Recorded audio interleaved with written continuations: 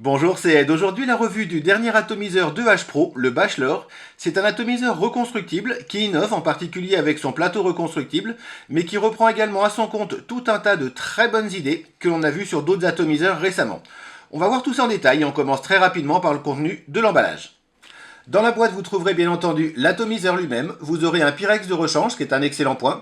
Vous aurez également une pochette avec des joints, des vis de rechange. Également une petite clé Allen à ne pas perdre. C'est celle qui est utilisée donc pour le plateau RBA.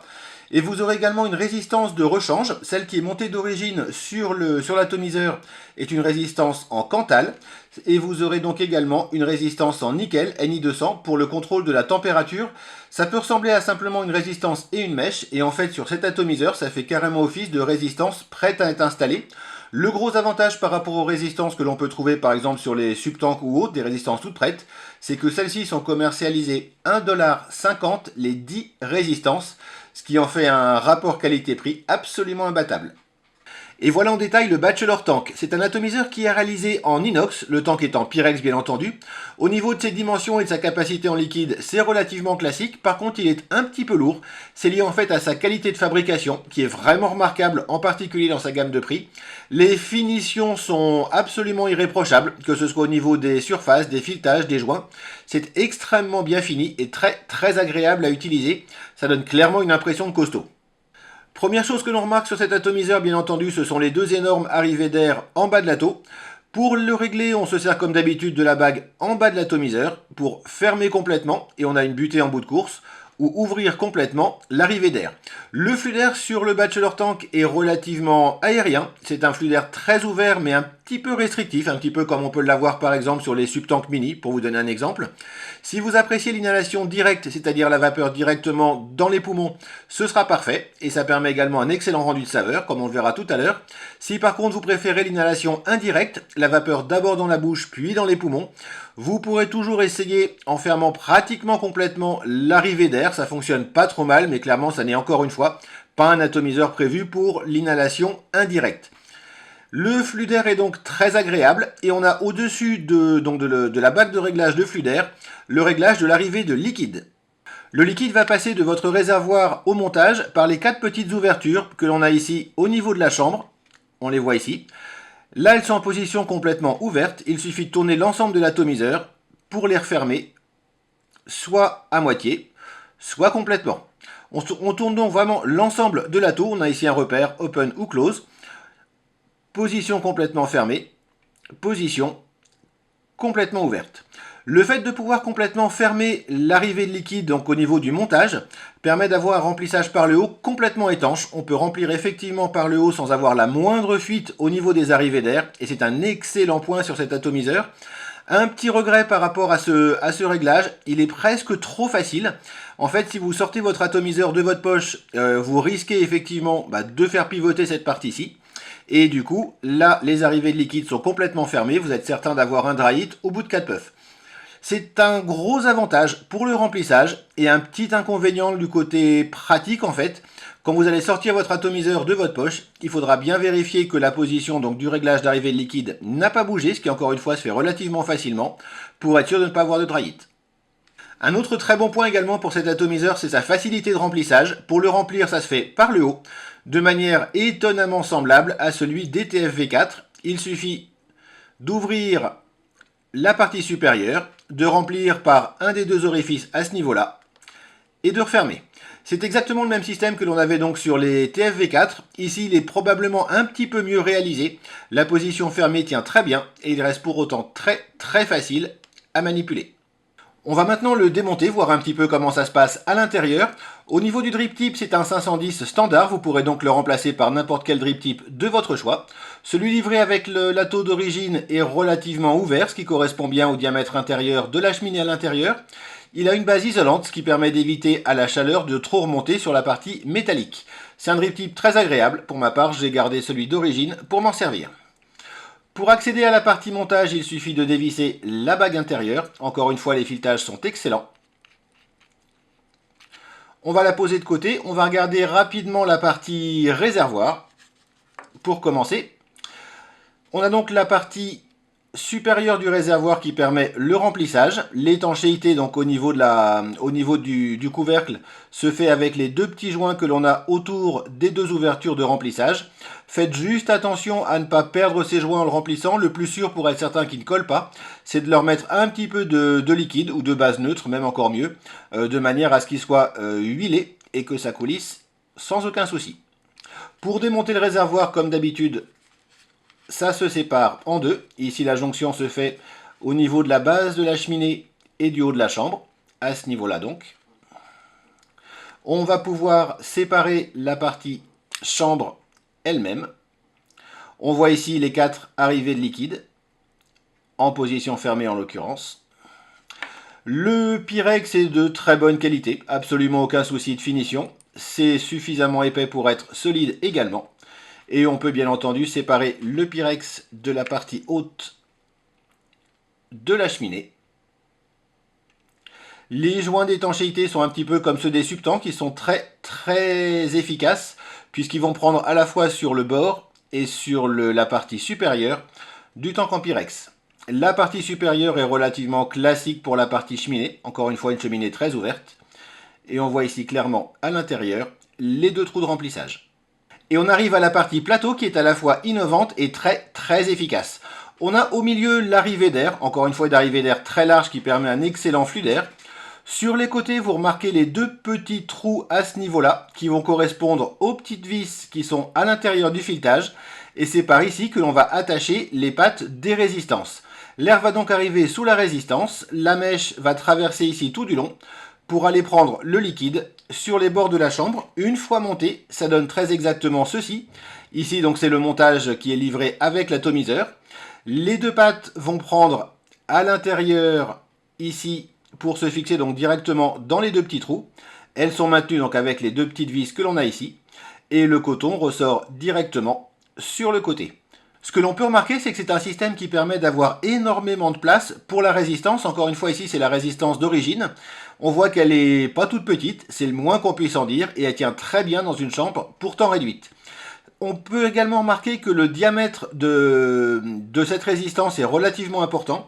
En l'occurrence, c'est un diamètre de 3,5 mm, et l'ensemble du coton va permettre de rendre le tout étanche. Ça permet donc encore une fois d'avoir des montages très importants. Si vous souhaitez faire des montages un petit peu plus petits, j'en ai fait un ici par exemple avec des spires espacées. C'est une résistance qui a déjà largement servi, mais on va la conserver juste pour cette démonstration.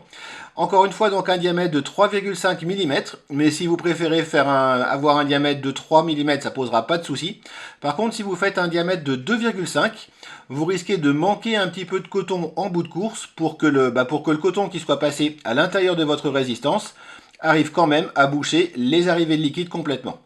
Pour installer votre montage, donc c'est très simple, vous faites votre résistance sur le même modèle que celle d'origine et vous pouvez vous caler sur la longueur des pattes de celle d'origine pour couper les vôtres à la bonne dimension, c'est le point important.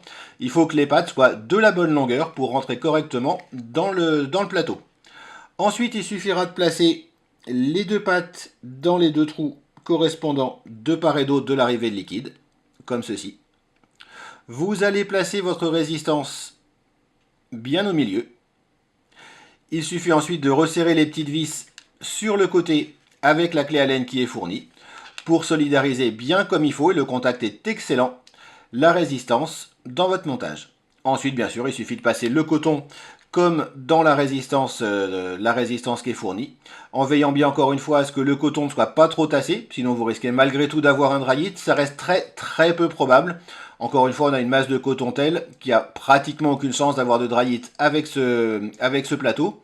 Mais il faut par contre bien que l'ensemble des ouvertures soit complètement bouché entre guillemets par le coton, de manière à ce qu'il ne puisse pas y avoir de fuite de liquide qui court-circuiterait directement par ici pour arriver dans la chambre.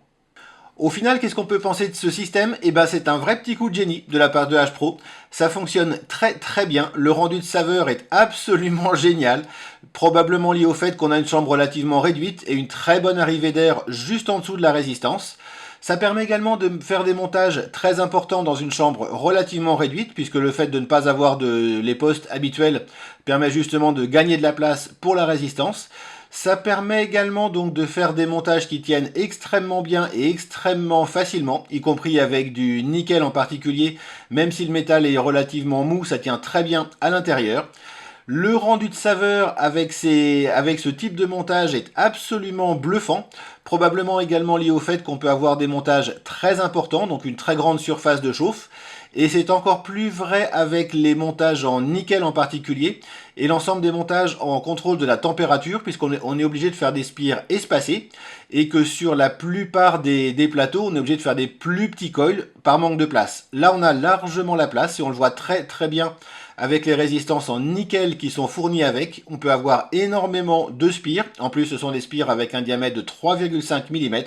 On a donc vraiment une surface de chauffe absolument énorme et le rendu des saveurs est en conséquence. Au niveau du rendu en termes de production de vapeur, ça reste raisonnable. On n'a quand même pas une arrivée d'air énorme. Donc globalement, on a un rendu des saveurs qui est vraiment bluffant, une extrême facilité de montage et une extrême souplesse de montage. Au niveau de la production de vapeur, elle est tout à fait raisonnable. Un petit peu moindre effectivement que sur certains atos vraiment orientés production de vapeur. Ça reste toutefois très très agréable et encore une fois à mon avis c'est un vrai petit coup de génie de la part de H-Pro. Un point que j'ai mentionné rapidement en tout début de cette vidéo mais qui n'est pas négligeable également, EH Pro commercialise directement les résistances toutes prêtes, que ce soit en Cantal ou en nickel, pour un prix de 1,5 $, les 10 résistances. Ça vous fait très exactement 15 centimes la résistance.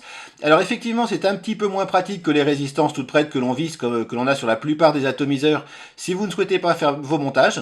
Par contre, effectivement également, sur la plupart des autres atomiseurs, les résistances sont commercialisées à 2, 3, 4, voire 5 € selon le modèle que vous achetez. Ici, vous pouvez avoir 10 résistances pour 1,5 $, c'est juste imbattable. Ça permet effectivement d'avoir des résistances toutes prêtes à un prix ridicule. Et voilà, vous savez tout sur le Bachelor de H-Pro. Au final, c'est un excellent atomiseur qui regroupe à la fois le meilleur de ce qu'on trouve ces temps-ci sur d'autres produits et qui apporte également son lot d'innovation. Le flux d'air est extrêmement bien géré, il est relativement aérien. Il sera parfait si vous faites de l'inhalation directe, par contre il est trop ouvert, même en position fermée, si vous faites de l'inhalation indirecte. Le système de blocage de l'arrivée de liquide est excellent et permet un remplissage sans aucune fuite malgré le remplissage par le haut. La plupart des atos qu'on remplit par le haut ont effectivement une petite tendance à fuir quand on les remplit. Avec le Bachelor, absolument aucun souci. Avant de remplir, il suffit de fermer l'arrivée de liquide et vous n'aurez pas la moindre fuite. Le remplissage est également extrêmement facile. Il est directement inspiré des TFV4 avec une finition plutôt supérieure. Gros point positif également, bien entendu, le plateau RBA, qui est à la fois super facile, super pratique, qui donne un excellent rendu des saveurs et une très bonne production de vapeur. C'est un système inédit et qui vraiment fonctionne admirablement bien et qui ne serait pas surprenant de se voir se développer dans d'autres atomiseurs dans les prochains mois. Regret sur cet atomiseur, effectivement, le système de verrouillage de l'arrivée de liquide qui se fait en fait presque trop bien et vous risquez effectivement en le sortant d'une poche de tourner simplement d'un tout petit quart de tour la partie atomiseur et du coup vous allez bloquer sans le vouloir l'arrivée de liquide et vous aurez un dry hit. C'est le défaut à mon sens de cet atomiseur. Le système de blocage de l'arrivée de liquide est un petit peu trop facile. Et il faudra bien penser à chaque fois que vous le sortez d'une poche à vérifier que l'arrivée de liquide n'a pas bougé. Un grand merci à EH Pro de m'avoir envoyé ces atomiseurs pour cette revue. Ils viennent de sortir, vous devriez les trouver assez rapidement sur le marché maintenant. Pour ma part, ça fait à peu près 2 semaines que je les teste avec beaucoup de plaisir. Si vous appréciez ces vidéos, n'hésitez pas à vous abonner à la chaîne en cliquant ici. Il me reste à vous souhaiter une excellente vape et à la prochaine.